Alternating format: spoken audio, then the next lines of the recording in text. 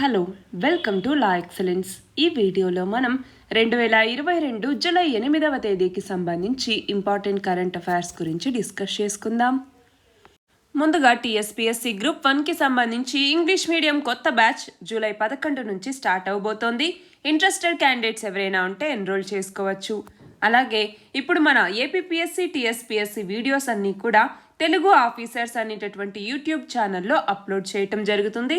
దాని యొక్క లింక్ డిస్క్రిప్షన్లో ఇస్తాను, మీరు సబ్స్క్రైబ్ చేసుకోండి.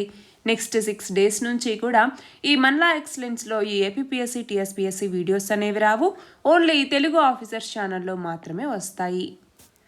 ఇవాల్టి మన ఫస్ట్ ఆర్టికల్ వచ్చేసి జీఎస్టీ విధానానికి సంబంధించి. మనకి ఈ జీఎస్టీ అన్నటువంటిది ఏంటి? గూడ్స్ అండ్ సర్వీసెస్ ట్యాక్స్ అంటాము. ఈ గూడ్స్ అండ్ సర్వీసెస్ ట్యాక్స్ విధానాన్ని ఎప్పటి నుంచి అమల్లోకి తీసుకొచ్చారు? 2017 నుంచి. మనకి ఈ జీఎస్టీ అన్నటువంటి దానికి సంబంధించి జీఎస్టీ చట్టాన్ని 2016లో తీసుకొచ్చారు, కానీ దీని యొక్క అమలు 2017 నుంచి జరిగింది. ఈ జీఎస్టీ విధానంలో మనం చూస్తే ఈ కేంద్ర ప్రభుత్వానికి దాదాపు 17 రకాల కేంద్ర రాష్ట్ర పన్నులు కలిపి 2017 జూలై 1వ తేదీ నుంచి ఈ జీఎస్టీని అమల్లోకి తీసుకొచ్చారు. అయితే కొన్నింటికి మాత్రం ఎగ్జంప్షన్ ఇవ్వటం జరిగింది. అవేంటి? ఇంధనం, మద్యం, స్టాంపు సుంకాలు ఇలాంటి వాటి మీద ఎక్సైజ్ పన్ను పెంచుకోవటానికి మాత్రమే రాష్ట్రాలకి పరోక్షంగా స్వయం నిర్ణయాధికారాన్ని ఇవ్వటం జరిగింది. అయితే ఈ జీఎస్టీ అనేది వచ్చి 5 ఏళ్ళు పూర్తయినా కూడా ఇప్పటికీ అందులో కొన్ని మార్పు చేర్పులు అనేవి జరుగుతూనే ఉన్నాయి. ఇంతకుముందు ఆన్లైన్లో విక్రయాలు జరిపేటటువంటి చిన్న వ్యాపారులు ఎవరైతే ఉంటారో వాళ్ళకి తప్పనిసరి జీఎస్టీ రిజిస్ట్రేషన్ అనేది ఉండేది. ఆ నిబంధనని ఇప్పుడు తొలగించటం జరిగింది. అలాగే మనం చూస్తే చిన్న రాష్ట్రాల్లో 20 లక్షల వరకు, ఇతర రాష్ట్రాల్లో అయితే 40 లక్షల వరకు వార్షిక టర్నోవర్ కలిగినటువంటి ఆన్లైన్ చిరు విక్రేతలు ఎవరైతే ఉంటారో వాళ్ళకి వచ్చే ఏడాది జనవరి 1వ తేదీ నుంచి ఈ రాయితీ అనేది లభిస్తుంది. దీనివల్ల 1,20,000 మంది చిన్న వ్యాపారులు లబ్ధి పొందుతారు. అలాగే మనం చూస్తే వరుసగా 11 నెలల పాటు ఈ జీఎస్టీ వసూళ్లు నెల 1,50,000 కోట్ల రూపాయల స్థాయికి చేరిపోయాయి. మనం చూస్తే ఈ సంవత్సరం ఏప్రిల్ నెల స్థూల వసూలు 1.68 లక్షల కోట్లకు చేరటం జరిగింది. అయితే మనం చూస్తే ఆన్లైన్ గేమింగ్స్, క్యాసినోలు, గుర్రపు పందేలు వీటిని జూదంగా పరిగణించి వాటి మీద 28% వస్తు సేవలను విధించాలి అనేటటువంటి ప్రతిపాదన వచ్చినా కూడా దాని మీద ఇంకొంచెం లోతుగా పరిశీలన జరిపి నిర్ణయం తీసుకుంటాము అన్నట్టుగా ఈ జీఎస్టీ మండలి అనేది భావించింది. అంతేకాకుండా కొన్ని వస్తువులకి గతంలో ఇచ్చినటువంటి పన్ను మినహాయింపును ఉపసంహరిస్తే మరికొన్ని వస్తువుల యొక్క పన్ను రేట్ల స్లాబ్లను పెంచటం జరిగింది. ఇంతవరకు హోటల్ గది అద్దె 1000 లోపు ఉంటే జీఎస్టీ నుంచి మినహాయింపు ఉండేది, కానీ ఇప్పుడు ఆ మినహాయింపును తొలగించారు. 5,000కు మించి ఆసుపత్రి గది అద్దెలకి రిజర్వ్ బ్యాంక్, ఐఆర్ఈడిఏ, సెబీ సేవలకు ఇచ్చినటువంటి మినహాయింపును కూడా రద్దు చేయటం జరిగింది. అలాగే పోస్ట్ కార్డులు, ఇన్లాండ్ లెటర్లు, బుక్ పోస్ట్, అలాగే 10 గ్రాముల కన్నా తక్కువ బరువు ఉన్నటువంటి ఎన్వలప్లు తప్ప మిగిలినటువంటి తపాలా సేవలన్నింటి మీద కూడా పన్ను వేయాలి అన్నట్టుగా జీఎస్టీ మండలి నిర్ణయించింది. అలాగే ఇంధన ఖర్చుతో కలిపి ట్రక్కుల యొక్క కిరాయి పైన కూడా పన్నుని తగ్గించారు. 2 లక్షల రూపాయలకు మించినటువంటి బంగారం, అలాగే విలువైనటువంటి రాళ్ల రవాణాని ఈ బిల్లు పరిధిలోకి తీసుకోవాలి అన్నట్టుగా మంత్రుల బృందం సిఫార్సు చేయటం జరిగింది. అయితే దాని మీద తుది నిర్ణయం తీసుకునే వెసులుబాటుని జీఎస్టీ మండలి అనేది రాష్ట్రాలకు ఇవ్వటం జరిగింది. అంతేకాకుండా మనం చూస్తే ఈ ఇన్పుట్ ట్యాక్స్ క్రెడిట్ అనేటటువంటి పేరు మీదట జరుగుతున్నటువంటి మోసాలనేవి వాటిని అరికట్టడానికి జీఎస్టీ మండలి కఠిన నిబంధనల్ని తీసుకురావటం జరిగింది. మనకి స్థిరాస్తి క్రయ విక్రయాలన్నటువంటివి ప్రస్తుతం ఈ జీఎస్టీ పరిధిలో లేవు. అలాగే మనకి ఏదన్నా ఒక బాడుకకి లేదా లీజుకి ఇవ్వటం వల్ల తమ యొక్క స్థిరాస్తిని అభివృద్ధి చేయడానికి అయ్యే ఖర్చుల కోసం ఈ ఇన్పుట్ ట్యాక్స్ క్రెడిట్ లేదా ఐటీసీని అనుమతించరు. అంతేకాకుండా ఇప్పుడు కరోనా మహమ్మారి వల్ల ఈ స్థిరాస్తి రంగం అనేది దెబ్బతింది కదా, దీన్ని కోలుకునేటటువంటి ఆ వీలు అనేటటువంటిది ఇప్పుడు ఈ లోపాలని సరిదిద్దితే కలుగుతుంది. అలాగే జీఎస్టీలో కొంత భాగాన్ని నగదు రూపంలో చెల్లించాలి అన్నటువంటి ఆ నిబంధన మీద కూడా ఫిర్యాదు చేయటం జరుగుతుంది. అంటే ఇలాంటి నిబంధనలు నిజాయితీగా పన్ను చెల్లించే వాళ్ళని ఇబ్బంది పెడుతున్నాయి. మనకి ఈ జీఎస్టీ ప్రవేశపెట్టినటువంటి స్టార్టింగ్లో ఈ ఆర్థిక మంత్రి అయినటువంటి అరుణ్ జైట్లీ 12% అలాగే 18% స్లాబుల్ని విలీనం చేసి మొత్తం పన్ను స్లాబుల్ని 3%కి అంటే 3కి తగ్గిస్తాము ఈ పన్ను స్లాబుల్ని అన్నట్టుగా మాట ఇవ్వటం జరిగింది. అది ఇప్పటి వరకు కూడా నెరవేరలేదు. కోవిడ్ వల్ల పన్ను ఆదాయాలనేవి పడిపోవటంతో ఈ సంస్కరణ అనేది వాయిదా పడుతూ వస్తోంది. చాలా వస్తువులు ఇప్పటికీ అధిక పన్ను స్లాబుల్లోనే ఉండిపోయాయి. అయితే జీఎస్టీ నిబంధనల్లో కొంచెం అస్పష్టత అనేది ఉండటం వల్ల కోర్టులో వ్యాజ్యాలు అనేవి పెరిగిపోతూ ఉన్నాయి. అలాగే ఈ జీఎస్టీని అమల్లోకి తీసుకురావటం వల్ల కేంద్రం రాష్ట్రాలు కోల్పోయేటటువంటి ఆ డబ్బు ఏదైతే ఉంటుందో ఆ ఆదాయానికి 5 ఏళ్ల పాటు పరిహారం ఇవ్వాలి అన్నట్టుగా ఈ జీఎస్టీ చట్టంలో చెప్పటం జరిగింది. అయితే ఆ గడువు ఈ సంవత్సరం జూన్ 30తో తీరిపోయింది. అయితే కోవిడ్ కారణంగా 2 ఏళ్ల పాటు రాష్ట్రాల యొక్క ఆదాయం అనేది దెబ్బతింది. దాంతో జీఎస్టీ వల్ల మేం కోల్పోయినటువంటి ఆదాయానికి గడువు తర్వాత కూడా పరిహారం చెల్లించాలి అన్నట్టుగా మొత్తం 16 రాష్ట్రాలు కేంద్ర ప్రభుత్వాన్ని కోరాయి. వాటిలో 3-4 రాష్ట్రాలు జీఎస్టీ పరిహార యంత్రాంగం నుంచి వేరుపడి సొంతంగా అదనపు ఆదాయం సమకూర్చుకునే అవకాశం ఇవ్వాలి అన్నట్టుగా కూడా డిమాండ్ చేయటం జరిగింది. అయితే ఈ పరిహారం ముగింపు మీద నిర్ణయం తీసుకోకుండానే జీఎస్టీ మండలి సమావేశం అనేది ముగిసింది. ఇక్కడ క్వశ్చన్ చూడండి, 17 రకాల కేంద్ర రాష్ట్ర పన్నుల్ని కలిపి ఏ సంవత్సరంలో జీఎస్టీని అమల్లోకి తీసుకొచ్చారు? 2017 జూలై 1వ తేదీ నుంచి ఈ జీఎస్టీ అమల్లోకి వచ్చింది. అందుకే జూలై 1వ తేదీని మనము జీఎస్టీ డేగా జరుపుకుంటాము. మన నెక్స్ట్ ఆర్టికల్ వచ్చేసి టెక్ కంపెనీలకి సంబంధించి. ఈ టెక్ కంపెనీల యొక్క గుత్తాధిపత్యాన్ని కట్టడి చేయటానికి 2 కీలక చట్టాలని ఐరోపా పార్లమెంట్ తీసుకొచ్చింది. వీటికి ఇటీవల ఆమోద ముద్ర కూడా వేసింది. మనం చూస్తే 2020 డిసెంబర్లో ఐరోపా కమిషన్ ప్రతిపాదించినటువంటి డిజిటల్ విపణుల చట్టం అలాగే డిజిటల్ సేవల చట్టం, ఇవి 2 కూడా ఇక కార్యరూపం దాల్చబోతున్నాయి. మనం చూస్తే ఇంటర్నెట్లో చట్టవిరుద్ధమైనటువంటి సమాచారం ఇవ్వటం, వ్యాఖ్యలు చేయటం, అలాగే విమర్శలు చేయటం ఇలాంటివి వ్యాపించకుండా Google, Apple, Microsoft, Facebook, Amazon, Twitter ఇలాంటి పెద్ద పెద్ద టెక్ కంపెనీలు ద్వారపాలకుల్లాగా వ్యవహరించాలి అన్నట్టుగా మనం చూస్తే ఈ ఆల్రెడీ డిజిటల్ సేవల చట్టం ఏదైతే ఉందో ఇది చెప్తోంది. అలాగే పిల్లల మీద గురిపెట్టినటువంటి వాణిజ్య ప్రకటనల్ని కూడా ఇది నిషేధిస్తోంది. లింగ, మత, జాతి, రాజకీయ పరంగా సున్నితమైనటువంటి భావాల్ని దెబ్బతీసే ప్రచారాన్ని, ప్రకటనల్ని డిజిటల్ విపణుల చట్టం అన్నటువంటిది వ్యతిరేకిస్తుంది. అలాగే అమెరికా, చైనాల తర్వాత అత్యధిక జీడిపి ఉన్నటువంటిది ఐరోపా సమాఖ్య దేశాలకే కాబట్టి అక్కడ వ్యాపారం దెబ్బతింటే ఇలాంటి పెద్ద పెద్ద టెక్ కంపెనీలకి తీరని నష్టం అనేది కలుగుతుంది. అయినా కూడా కొన్ని చట్టాలు తమ యొక్క ఉనికికి ప్రమాదకరం అన్నట్టుగా టెక్ కంపెనీలు కూడా భావిస్తూ ఉన్నాయి. మన భారతదేశానికి సంబంధించి చూస్తే భారత ప్రభుత్వం ట్విట్టర్ నుంచి కొన్ని ట్వీట్లను తొలగించాలనేసి ఆదేశించినా కూడా దానికి ఒప్పుకోకుండా ట్విట్టర్ అన్నటువంటిది కర్ణాటక హైకోర్టులో ప్రభుత్వం మీద దావా వేసింది. అయితే ప్రభుత్వం కొన్ని రాజకీయ పార్టీల అధికార ట్విట్టర్ ఖాతాల్లోని రాజకీయ ట్వీట్లను కూడా తొలగించాలి అనేసి డిమాండ్ చేసిందంటూ ఆరోపించటం జరిగింది. అయితే వాటిని తొలగించటం భావ ప్రకటన హక్కుకి విఘాతం కలిగించటమే అన్నట్టుగా కూడా వాదించింది. అయితే కేంద్ర ప్రభుత్వం గత ఏడాది నుంచి అమల్లోకి తీసుకొచ్చినటువంటి కొత్త ఐటీ నిబంధనల ప్రకారం ప్రభుత్వం తొలగించమన్నటువంటి ట్వీట్లు, ఖాతాల్ని ఆ సంస్థ తొలగించక తప్పదు. అయితే ఈ కొత్త నిబంధనల్లో కొన్నింటిని పాటించి మిగిలినటువంటి వాటి మీద ట్విట్టర్ కోర్టులో పోరాడుతూ ఉంది. అయితే ఈ ఐరోపా సమాఖ్య చట్టాల్ని పాటించడానికి కూడా ఈ టెక్ కంపెనీలు మొరాయిస్తాయి అన్నట్టుగా నెదర్లాండ్స్లో ఏదైతే యాపిల్ అనుభవం అనేటటువంటిది ఉందో అదే చెప్తోంది. మనం చూస్తే ఈ డిఎంఏ కానీ డిఎస్ఏ చట్టాలు కానీ ఖచ్చితంగా అమలు చేయటం అన్నటువంటిది తేలిక కాదు. దీనికోసం ఐరోపా కమిషన్ ఒక కార్య బృందాన్ని కూడా ఏర్పాటు చేసింది. అందులో 85 మంది అధికారులు చేరబోతున్నా కూడా ఏ సిబ్బంది కూడా ఏ మూలకు చాలన్నటువంటి నిపుణులుగా ఉన్నారు. కొత్త నిబంధనలు అమలయ్యేలా చూడటానికి వేర్వేరు బృందాలను నియమిస్తాము అన్నట్టుగా యూరోపియన్ యూనియన్ పారిశ్రామిక విభాగాధిపతి చెప్పటం జరిగింది. డేటా సైంటిస్టులు, అల్గారిథం సైంటిస్టులతో ప్రత్యేక కేంద్రాన్ని నెలకొల్పబోతున్నారు.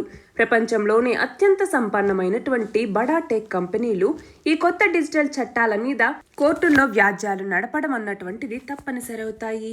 అయితే ఈ దావాలన్నటువంటివి ఈ చట్టాల అమలుని కుంటుపరచగలవు.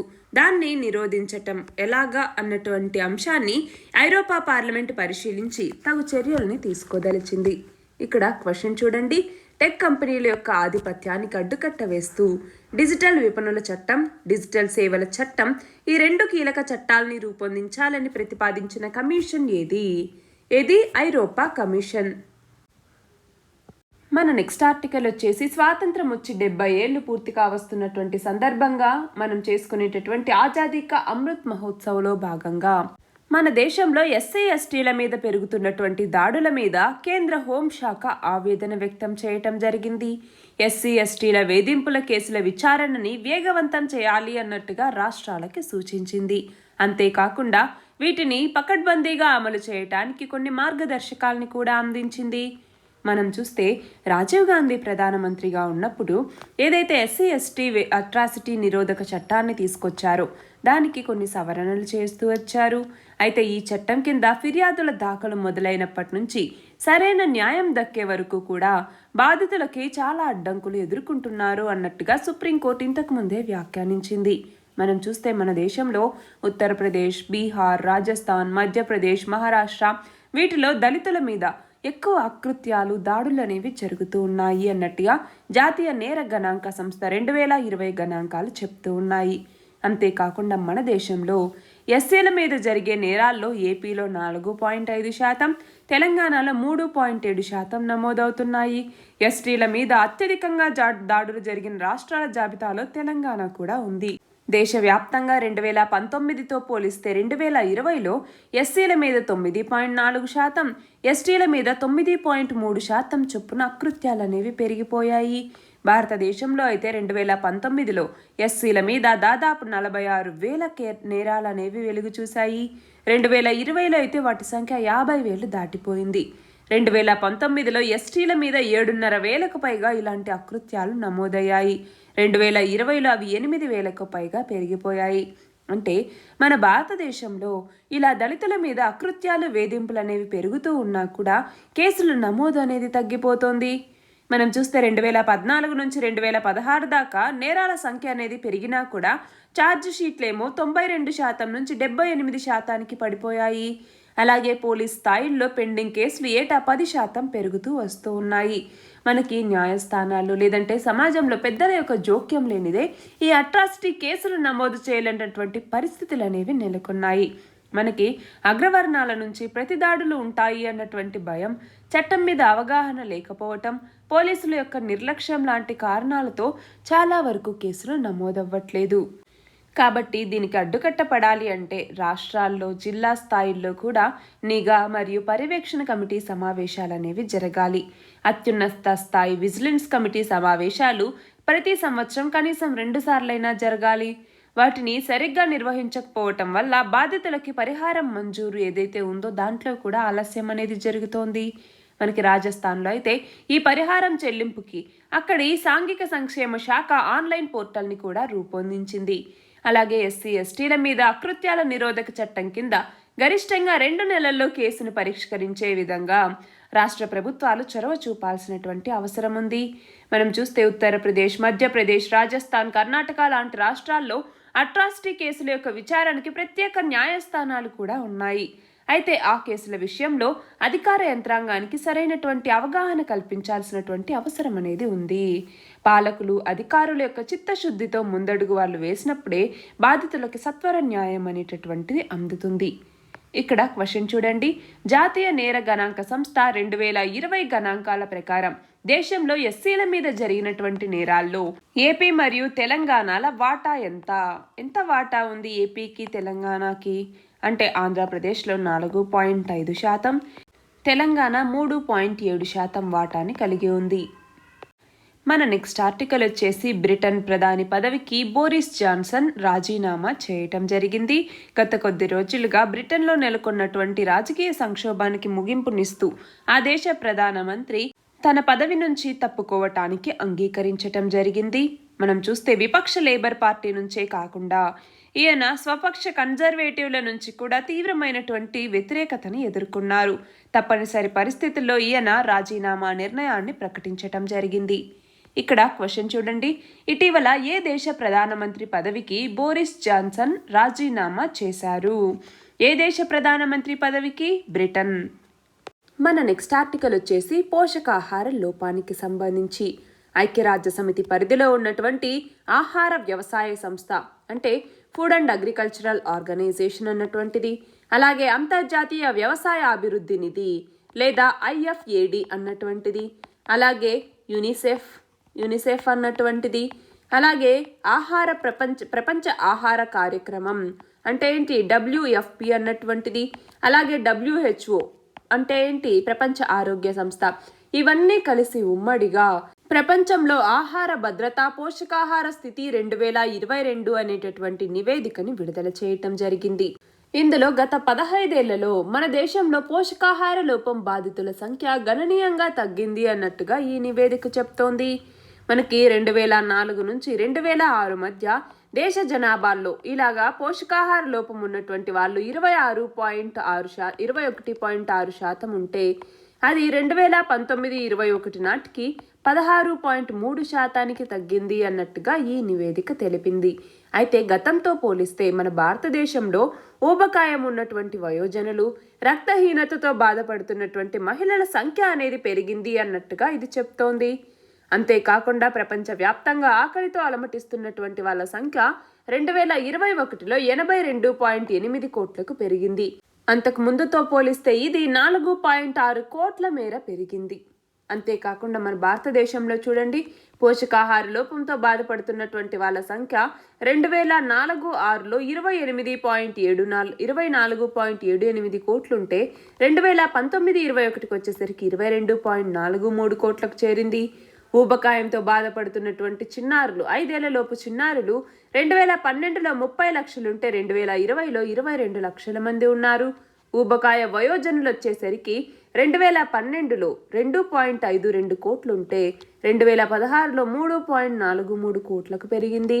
అలాగే రక్తహీనతతో బాధపడుతున్నటువంటి మహిళలు 2012లో 17.15 కోట్లుంటే 2019లో 18.73 కోట్లకు పెరిగింది. అలాగే ఆరోగ్యకరమైన ఆహారం కొనుగోలు చేయలేకపోయినటువంటి వాళ్ళు 2019లో 94.86 కోట్లుంటే 2020కి వచ్చేసరికి 97.33 కోట్లకు పెరిగింది. ఇక్కడ క్వశ్చన్ చూడండి, ప్రపంచంలో ఆహార భద్రత పోషకాహార స్థితి 2022 నివేదికని విడుదల చేసిన సంస్థలేవి? ఏవి? ఫుడ్ అండ్ అగ్రికల్చరల్ ఆర్గనైజేషన్, అలాగే అంతర్జాతీయ వ్యవసాయ అభివృద్ధి నిధి, యునిసెఫ్, ప్రపంచ ఆహార కార్యక్రమం WFA, అలాగే ప్రపంచ ఆరోగ్య సంస్థ, ఇవన్నీ కలిసి ఈ నివేదికని విడుదల చేశాయి. ఈ నివేదిక ప్రకారం 2021లో ప్రపంచవ్యాప్తంగా ఆకలితో అలమటిస్తున్న వాళ్ళ సంఖ్య ఎంత ఉంది? 82.8 కోట్ల మంది ప్రపంచవ్యాప్తంగా కూడా. మన నెక్స్ట్ ఆర్టికల్ వచ్చేసి మహిళా విధానాలు మరియు పథకాలకి సంబంధించి. మన భారత సమాజంలో తొలివేద కాలంలో తప్ప ఏ ఇతర కాలంలో కూడా పురుషులతో పాటుగా మహిళలు సమాన అవకాశాలు పొందలేదు. అయితే ప్రస్తుతం ఇప్పుడు లింగ అసమానతల్ని తొలగిస్తూ కొన్ని విధానాలు, చట్టాలు, పథకాలు లాంటివి రూపొందిస్తూ వచ్చారు. మనం చూస్తే సాధికారత విధానం 2001వ సంవత్సరంలో ఈ మహిళా అభివృద్ధి లక్ష్యంగా ఈ సాధికారత విధానం లేదా జాతీయ మహిళా సాధికారత విధానాన్ని రూపొందించడం జరిగింది. దీని కింద ఏంటి అంటే ఆర్థిక, రాజకీయ, సామాజిక జీవనంలో మహిళా భాగస్వామ్యం, అలాగే నిర్ణయాధికారం పొందే విధంగా చేయటం అన్నమాట. అలాగే 2010వ సంవత్సరం మార్చి 8వ తేదీన అంతర్జాతీయ మహిళా దినోత్సవాన్ని పురస్కరించుకొని జాతీయ మహిళా సాధికారత మిషన్ని ప్రారంభించటం జరిగింది. అలాగే 2001లో వచ్చినటువంటి ఈ మహిళా జాతీయ విధానాన్ని సవరించి 2016లో ఇంకొక ముసాయిదాన్ని తీసుకురావటం జరిగింది. అలాగే రాజ్యాంగం మరియు చట్టపరంగా మహిళలకి కల్పించినటువంటి రక్షణల్ని పర్యవేక్షించటానికి 1992వ సంవత్సరంలో జాతీయ మహిళా కమిషన్ని ఏర్పాటు చేయటం జరిగింది. ఇది ఒక చట్టబద్ధమైనటువంటి సంస్థ. దీనికి సంబంధించినటువంటి చట్టాన్ని 1990లో రూపొందించడం జరిగింది. జాతీయ మహిళా కమిషన్లో చైర్పర్సన్, మెంబర్ సెక్రటరీ, 5 సభ్యులు ఉంటారు. వీళ్లలో కనీసం ఒకరు షెడ్యూల్ కులాలు మరియు షెడ్యూల్ తెగలకు చెందినటువంటి వాళ్ళై ఉండాలి. వీళ్ళ యొక్క పదవీ కాలం 3 ఏళ్లు. అలాగే కొన్ని పథకాలని కనుక మనం చూస్తే లింగ అసమానత్వాన్ని తొలగించే దిశగా మహిళాభివృద్ధి సాధికారత కోసం కొన్ని పథకాలని ప్రారంభించారు. అందులో జననీ సురక్షా యోజన అన్నటువంటిది 2005వ సంవత్సరం ఏప్రిల్ 12వ తేదీన ఈ జననీ సురక్షా యోజనని ప్రారంభించారు. అలాగే రాజీవ్ గాంధీ కౌమార బాలిక సాధికారత కార్యక్రమం, సాధికారత పథకం అన్నటువంటి దాన్ని తీసుకురావటం జరిగింది. ఎప్పుడు తీసుకొచ్చారు దీన్ని అంటే 2011వ సంవత్సరం ఏప్రిల్ 1వ తేదీన దీన్ని ప్రారంభించారు. దీన్ని 11 నుంచి 18 ఏళ్ల వయసున్నటువంటి బాలికలకి పౌష్టికాహారం, ఆరోగ్య స్థాయి, గృహ అలాగే జీవన నైపుణ్యాల్ని మెరుగుపరచటం దీని కింద ఉన్నటువంటి లక్ష్యాలు. అలాగే మనం చూస్తే 2002వ సంవత్సరంలో కౌమార బాలికల పోషకాహార పథకం అనేది అమల్లో ఉండేది. అంటే దీని కింద ఈ పోషకాహార లోపంతో బాధపడేటటువంటి కౌమార బాలికల కోసం ప్రభుత్వం నెలకి 6 కిలోల ఆహార పదార్థాలని అందించేది. అలాగే మనం చూస్తే 2015వ సంవత్సరం జనవరి 22వ తేదీన బేటీ బచావో బేటీ పడావో అన్నటువంటి కార్యక్రమాన్ని ప్రారంభించటం జరిగింది. లింగ వివక్షని నిర్మూలించటం, బాలికల యొక్క లింగ నిష్పత్తి పెంచటం దీని యొక్క లక్ష్యం. అలాగే సెల్ఫీ విత్ డాటర్ అంటే ఏంటి, ఆడ శిశువుల యొక్క భ్రూణ హత్యల్ని తగ్గించటం, లింగ వివక్షని నిర్మూలించి ప్రజల్లో చైతన్యం తీసుకొచ్చేటటువంటి లక్ష్యంతో 2015వ సంవత్సరం జూన్లో హర్యానాలో జింద్ జిల్లా బిడిపూర్ గ్రామ మాజీ సర్పంచ్ దీన్ని ప్రారంభించటం జరిగింది. ఇదే కార్యక్రమాన్ని 2017వ సంవత్సరం జూన్ 8వ తేదీన రాష్ట్రపతి అధికారికంగా ప్రారంభించారు, సెల్ఫీ విత్ డాటర్ అన్నటువంటి పేరుతో. అలాగే ఉజ్వల అన్నటువంటి పథకం 2007లో ఇది ప్రారంభమైంది. దీని కింద ఏంటి అంటే అక్రమ రవాణాని అరికట్టడం, లైంగిక దోపిడీకి గురైనటువంటి మహిళలు, వ్యభిచార వృత్తిలో ఉన్నటువంటి వాళ్ళని రక్షించటం కోసం ఈ ఉజ్వల పథకాన్ని తీసుకొచ్చారు. అలాగే కళ్యాణ లక్ష్మి, షాదీ ముబారక్ అన్నటువంటి పథకాలు. ఈ 2 పథకాల్ని తెలంగాణ ప్రభుత్వం 2014వ సంవత్సరం అక్టోబర్ 2వ తేదీన ప్రారంభించటం జరిగింది. దీని కింద ఎస్సీ, ఎస్టీ, బీసీ, మైనారిటీ యువతుల వివాహ సమయంలో వాళ్ళ తల్లిదండ్రులకి నగదు సహాయం అందించటం కోసం వీటిని తీసుకొచ్చారు. ఇందులో మొదట్లో 51,000 ఇచ్చేవారు. దాని తర్వాత 75,116కి, ఇప్పుడైతే 1,116కి పెంచటం జరిగింది. 18 ఏళ్లు నిండినటువంటి యువతులు దీనికి అర్హులు. అయితే ఈ పథకానికి ఆదాయ పరిమితి అనేది పట్టణ ప్రాంతాల్లో అయితే సంవత్సరానికి 2 లక్షలు, గ్రామీణ ప్రాంతాల్లో అయితే 1.3 లక్షలు ఉండాలి. అలాగే షాదీ షగున్ అన్నటువంటి పథకం, ఇది కేంద్ర ప్రభుత్వ పథకం. దీనిని 2017వ సంవత్సరం ఆగస్టులో ప్రారంభించటం జరిగింది. ఇది 21 ఏళ్లు నిండినటువంటి పేద ముస్లిం గ్రాడ్యుయేట్ యువతలకు ఉద్దేశించినటువంటి పథకం. వీళ్ళకి వివాహ సమయంలో కేంద్ర ప్రభుత్వం 51,000 రూపాయలని అందజేస్తుంది. అలాగే అమ్మ ఒడి అన్నటువంటిది. అమ్మ ఒడి అన్నటువంటిది ఏంటి, తెలంగాణ ప్రభుత్వం గర్భిణుల కోసం 2017వ సంవత్సరంలో ఈ పథకాన్ని ప్రారంభించింది. గర్భిణుల్ని వైద్య పరీక్షల కోసం ఆసుపత్రులకు తీసుకెళ్లటం, అలాగే ప్రసవం తర్వాత ఇంటికి క్షేమంగా చేర్చటం దీని యొక్క ముఖ్య లక్ష్యం. దీనికోసం ప్రభుత్వ వాహనం అందుబాటులో ఉంటుంది. 102 నెంబర్కి ఫోన్ చేయటం ద్వారా ఈ వాహన సదుపాయాన్ని పొందొచ్చు. అలాగే కేసీఆర్ కిట్ అన్నటువంటిది ప్రభుత్వ ఆసుపత్రుల్లో ప్రసవాలు జరిగేటటువంటి విధంగా ప్రోత్సహించడానికి తెలంగాణ ప్రభుత్వం 2017లో ఈ పథకాన్ని తీసుకొచ్చింది. అలాగే సఖీ కేంద్రాలు, వీటిని 2017లో కేంద్ర ప్రభుత్వం ప్రారంభించటం జరిగింది. నిర్భయ ఘటన తర్వాత ఉషా మెహ్రా కమిటీ మహిళల యొక్క భద్రత కోసం కొన్ని సూచనలు చేయటం జరిగింది. అవి 181 అనేటటువంటి టోల్ ఫ్రీ నెంబర్ అన్నటువంటిది, అలాగే నిర్భయ నిధిని ఏర్పాటు చేయటం, 1 స్టాప్ సెంటర్లను ఏర్పాటు చేయటం. తెలంగాణలో అయితే వీటిని సఖీ కేంద్రాల పేర్లతో ప్రారంభించటం జరిగింది. ఇవన్నీ మహిళా విధానాలు మరియు పథకాలకి సంబంధించి. మన నెక్స్ట్ ఆర్టికల్ వచ్చేసి మన దేశంలో నీటిపారుదల వ్యవస్థకి సంబంధించి. మన యొక్క ఆహార భద్రత అనేటటువంటిది స్థిరంగా ఉండాలి అంటే మనకి పంటలు అనేవి బాగా పండాలి. దానికి సరిపడినంత నీరు అనేది అవసరం. కానీ మన దేశంలో వర్షాలు కేవలం ఋతుపవన కాలంలోనే కురుస్తాయి, లేదంటే కరువు పరిస్థితులు అనేవి చాలా వరకు ఉంటాయి. దాంతో ప్రాచీన కాలం నుంచి కూడా నీటిపారుదల సౌకర్యాల మీద మనం ప్రత్యేకంగా శ్రద్ధ పెట్టడం జరిగింది. ప్రతి నీటి బొట్టుని ఒడిసిపట్టి వ్యవసాయానికి, ఇతర అవసరాలకి వినియోగించుకోవటానికి కృషి చేస్తూ ఉన్నారు. అందులో భాగంగానే చాలా రకాల నీటిపారుదల వ్యవస్థలు అనేవి అందుబాటులోకి వచ్చాయి. మనం చూస్తే మన భారతదేశంలో పంటలకి నీటిపారుదల వసతి కల్పించడం అనేది పురాతన కాలం నుంచే వస్తోంది. క్రీస్తు శకం 2వ శతాబ్దంలో కావేరీ నది మీద ఆనకట్ట కట్టినట్టుగా నీటిపారుదల వసతులు ఉన్నట్టుగా చారిత్రక ఆధారాలు అనేవి ఉన్నాయి. అయితే 1934వ సంవత్సరంలో మెట్టూరు వద్ద కావేరీ నది మీద ఆసియా ఖండంలోనే మొదటి ఆనకట్టను నిర్మించారు. అలాగే మొఘలుల కాలంలో 14వ శతాబ్దంలో ఫిరోజ్ షా మనకి పశ్చిమ యమునా కాలువని, 1529లో శ్రీకృష్ణదేవరాయలు తుంగభద్ర కాలువని తవ్వించినట్టుగా చరిత్ర చెప్తోంది. అలాగే స్వాతంత్రానికి పూర్వమే sir Arthur cotton Godavari, Krishna నదుల మీద ఆనకట్టలు నిర్మించారు. ప్రస్తుతం అయితే జనాభా అనేటటువంటిది పెరిగిపోతోంది. దానికి అనుగుణంగా అధిక ఆహారోత్పత్తి కోసం ఆధునిక వంగడాలు, శాస్త్రీయ పద్ధతులతో పాటు క్రమం తప్పకుండా ఈ నీటిపారుదల వసతులు కూడా అవసరమవుతాయి.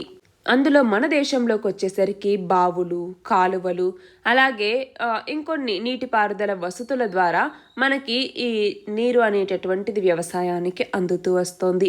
మనం చూస్తే అందులో బావుల ద్వారా 62% నీటిపారుదల వసతి అనేది ఉంది. అలాగే కాలువల ద్వారా 24% నీటిపారుదల అనేది జరుగుతోంది. ఇతర నీటిపారుదల వసతుల ద్వారా 11% జరుగుతోంది. అయితే మన దేశంలో నీటిపారుదల ఆయకట్టుని అనుసరించి విస్తీర్ణం ఆధారంగా ప్రాజెక్ట్ని 3 రకాలుగా వర్గీకరించటం జరిగింది. అవి ఒకటి వచ్చేసరికి భారీ నీటిపారుదల ప్రాజెక్ట్ అన్నటువంటిది. అంటే ఏంటి? 10,000 హెక్టార్లు లేదా అంతకంటే ఎక్కువ ఆయకట్టు విస్తీర్ణం ఉన్నటువంటి ప్రాజెక్ట్ని ఈ భారీ నీటిపారుదల ప్రాజెక్ట్ అనేసి. రెండవది వచ్చేసరికి మధ్య తరహా నీటి ప్రాజెక్టులు అన్నటువంటిది. ఈ మధ్య తరహా ప్రాజెక్టులు అంటే ఏంటి? 2,000 హెక్టార్ల నుంచి 10,000 హెక్టార్ల లోపు ఉండేటటువంటి ప్రాజెక్టులకి, అంటే ఆయకట్టు ఉండే ప్రాజెక్టులు ఈ మధ్య తరహా ప్రాజెక్టుల కిందికి. మూడవది వచ్చేసరికి చిన్న తరహా ప్రాజెక్టులు. అంటే ఏంటి? 2,000 హెక్టార్లు లేదా అంతకంటే తక్కువ ఉండేటటువంటి ఆయకట్టు ఈ చిన్న తరహా ప్రాజెక్టుల కిందికి వస్తుంది. అలాగే బిందు, తుంపర సేద్యాలు మైక్రో ఇరిగేషన్లో భాగంగా తీసుకురావటం జరిగింది. అలాగే మనం చూస్తే నిర్మాణం మరియు నమూనా ఆధారంగా కూడా ఆనకట్టల్ని మనం డివైడ్ చేయటం జరిగింది. అవి ఒకటి వచ్చేసరికి గ్రావిటీ డ్యామ్ అన్నటువంటిది. ఏంటి? గ్రావిటీ డ్యామ్ అన్నటువంటిది ఒకటి. అలాగే మనకి ఇంకా ఏమేం రకాలు ఉన్నాయి? రాక్ఫిల్ డ్యామ్ అన్నటువంటిది. రాక్ఫిల్ డ్యామ్ అంటే ఏంటి? మట్టి, కాంక్రీట్కి ప్రత్యామ్నాయంగా చిన్న చిన్న రాళ్లతో వీటిని నిర్మించటం జరుగుతుంది. భూకంప ప్రభావం ఎక్కువగా ఉన్నటువంటి ప్రదేశాల్లో వీటిని ఏర్పాటు చేస్తారు. అంటే భూకంపాలు వచ్చినప్పుడు ఆ చిన్న రాళ్ల కదలికల మధ్య సర్దుబాటుతో అది తట్టుకోవటం జరుగుతుంది. అలాగే తక్కువ వ్యయంతో నిర్మించటం జరుగుతుంది. కర్ణాటకలోని చక్రా డ్యామ్ కానీ, భద్రా డ్యామ్ కానీ, జమ్మూ కాశ్మీర్లోని కిషన్ గంగా, సలాల్ డ్యామ్ కానీ ఇవన్నీ ఇలా నిర్మించినటువంటివి. ఇక ఆ తర్వాత వచ్చేసరికి ఆర్చ్ డ్యామ్ అన్నటువంటిది. ఆర్చ్ డ్యామ్ వచ్చేసరికి ఏంటంటే ఇది నదీ క్రమక్షయంలో భాగంగా వి ఆకారంలో ఏర్పడేటటువంటి గార్జల దగ్గర వీటిని నిర్మించటం జరుగుతుంది. ఈ డ్యాంలు నీటి ప్రవాహ ఒత్తిడిని తగ్గించడానికి ఉపయోగపడతాయి. ఫర్ ఎగ్జాంపుల్ కేరళలో ఉన్నటువంటి హీరాకుడ్, ఇడుక్కి ఇలాంటివన్నమాట. ఇక నెక్స్ట్ వచ్చేసరికి అర్త్ ఫిల్ డ్యామ్లు అనేసి అంటాం. అర్త్ ఫిల్ డ్యామ్స్ అంటే ఏంటి? ఇవి వెడల్పుగా ఉండేటటువంటి నదీ లోయకి అడ్డంగా నిర్మించే అతిపెద్ద ఆనకట్టలు. వీటి యొక్క ఎత్తు తక్కువగా ఉంటుంది. వీటిని మట్టి లేదా కాంక్రీట్తో నిర్మిస్తారు. ఫర్ ఎగ్జాంపుల్ నెయ్యర్, తేనుఘాట్, హిమావతే, బలిమెల, లక్య ఇలాంటివన్నీ కూడా ఈ ఎర్త్ ఫిల్ డ్యామ్లకి ఉదాహరణ. ఇక ఐదవది వచ్చేసరికి చెక్ డ్యామ్లు అంటాము. చెక్ డ్యామ్లు అంటే ఏంటి? ఇవి చిన్న చిన్న నీటి ప్రవాహాలకు అడ్డంగా నిర్మించేటటువంటి కట్టడాలు. అలాగే సాడిల్ డ్యామ్స్ అనేసి అంటాము. ఏంటి ఈ సాడిల్ డ్యామ్స్ అంటే? ప్రధాన ఆనకట్టల దగ్గర లోతట్టు ప్రాంతాలు మునిగిపోకుండా అడ్డంగా వీటిని నిర్మించటం జరుగుతుంది. అలాగే మనకి డ్రై డ్యామ్స్ అనేవి కూడా ఉన్నాయి. ఏంటి డ్రై డ్యామ్స్ అంటే? అంటే ఏంటి అంటే వర్షపాతం తక్కువగా ఉన్నటువంటి ప్రాంతాల్లో నేల అంటే మృత్తిక సంరక్షణ కోసం ప్రవాహ దిశను మళ్లిస్తూ నిర్మించే ఆనకట్టల్ని డ్రై డ్యామ్స్ అనేసి పిలుస్తూ ఉంటాము. అలాగే డైక్ డ్యామ్స్ అన్నటువంటివి ఉన్నాయి. ఏంటి డైక్ డ్యామ్స్ అంటే ప్రధాన ఆనకట్టల్ని పోలి సాలిడ్ డ్యామ్ లక్షణాలు కలిగి ఉండేటటువంటి నిర్మాణం ఈ డైక్ డ్యామ్ అన్నటువంటిది. అలాగే కాపర్ డ్యామ్ అన్నటువంటిది ఉంది. కాపర్ డ్యామ్లు అంటే ఏంటి? నీటిలో మునిగి ఉన్నటువంటి ప్రాంతంలో నిర్మాణాలు చేయటానికి అక్కడి నుంచి నీటిని తాత్కాలికంగా తొలగించడం కోసం నిర్మించే ఆనకట్టలు ఈ కాపర్ డ్యామ్స్ అన్నమాట. అలాగే మనకి ఓవర్ఫ్లో డ్యామ్స్ అనేటటువంటివి ఉన్నాయి. ఓవర్ఫ్లో డ్యామ్స్ అంటే ఏంటి?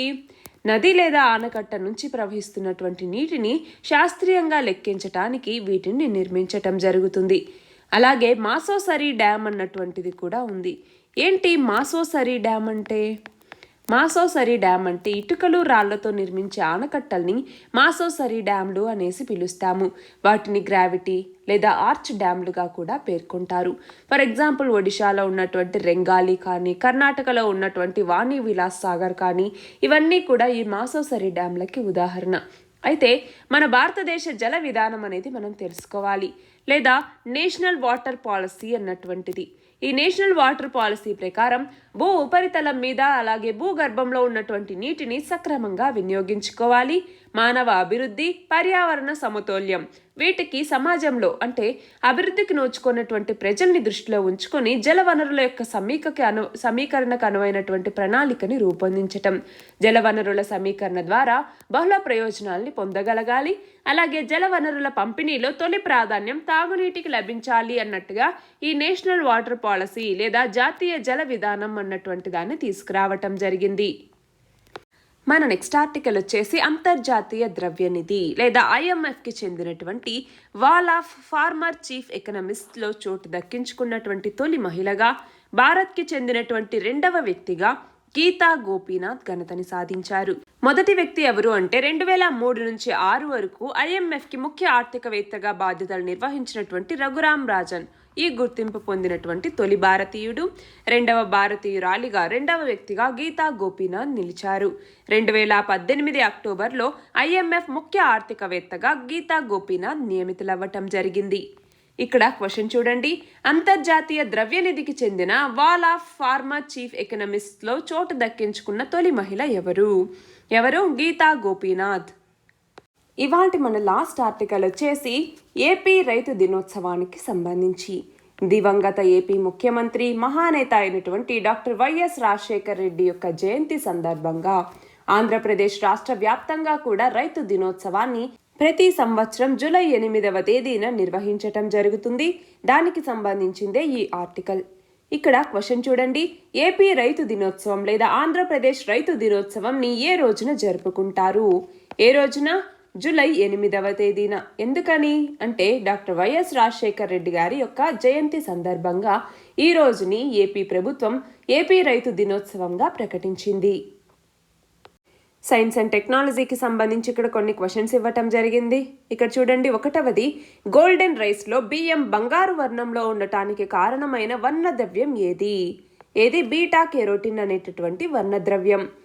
2వది, భారతదేశంలో ఏ జన్యు పరివర్తన కూరగాయ మొక్కకి క్షేత్రస్థాయి పరీక్షల కోసం అనుమతి ఇచ్చారు? దేనికి? బీటీ వంకాయకి.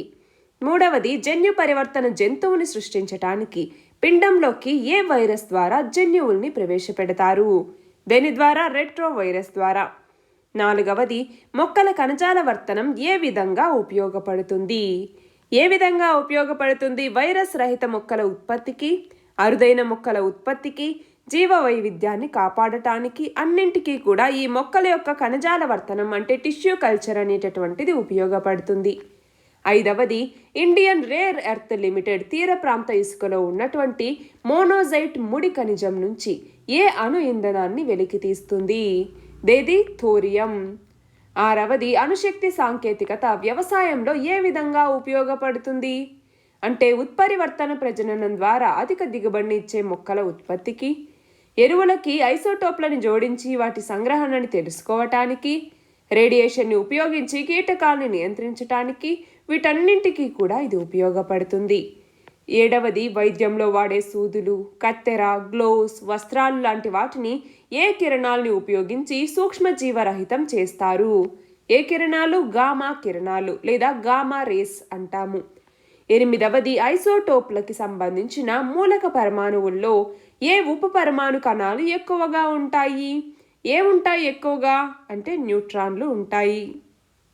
నిన్నటి క్వశ్చన్ వచ్చేసి క్యాన్సర్ బాధితులకి ఇచ్చే కీమోథెరపీ ఔషధాలకి ఉపయోగపడే పాలిఅరిల్ క్వినోన్ అనే పదార్థాన్ని సులువుగా రూపొందించే ప్రక్రియని ఏ పరిశోధకులు అభివృద్ధి చేశారు?